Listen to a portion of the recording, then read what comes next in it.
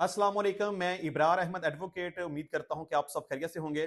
सवाल है, मेरे शोहर की वफात हो गई है लेकिन मेरे देवर कहते हैं कि आपको कुछ नहीं मिलना अपने शोहर की जायदाद में से। अब मैं क्या करूं? देखें, खामद की जायदाद में से बीवी का हिस्सा होता है।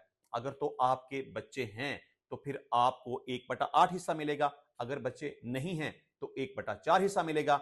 और ये आपका राइट है, ये आपका कोई हक छीन नहीं सकता।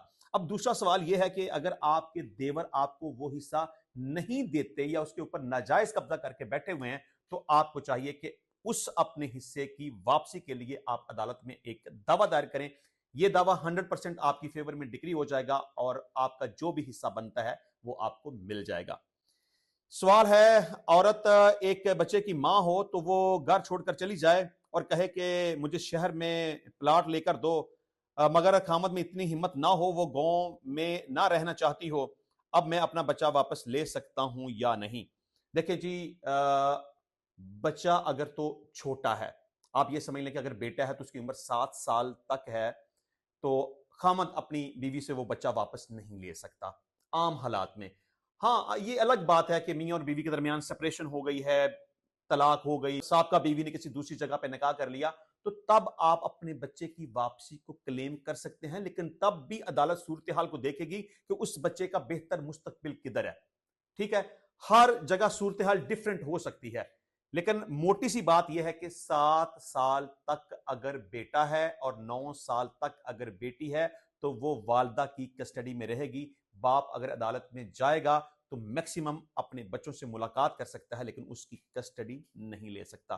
सवाल है, मैंने अपना बच्चा अपने भाई को दिया था, वल्दियत में अपने भाई का नाम लिखवाया था, क्या मैं अब अपना बच्चा वापस ले सकता हूं? जवाब लाजमी दीजिएगा।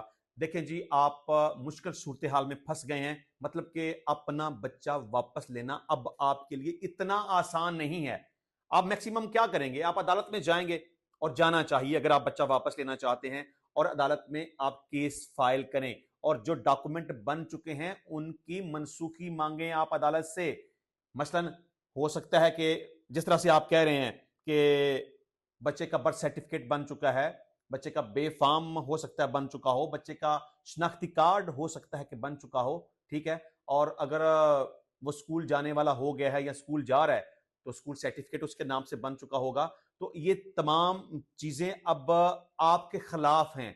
आप अपने हाथों से ये सब कुछ कर चुके हुए हैं। अब आप अपने बच्चे को वापस लेना चाहते हैं तो इंतहाई मुश्किल सूरत हाल है। सिर्फ एक चीज आपको सपोर्ट कर सकती है कि अदालत आपके ऊपर रहम करते हुए और कोई एहसान करते हुए डीएनए करने का ऑर्डर कर दे और उस बच्चे का डीएनए हो जाए।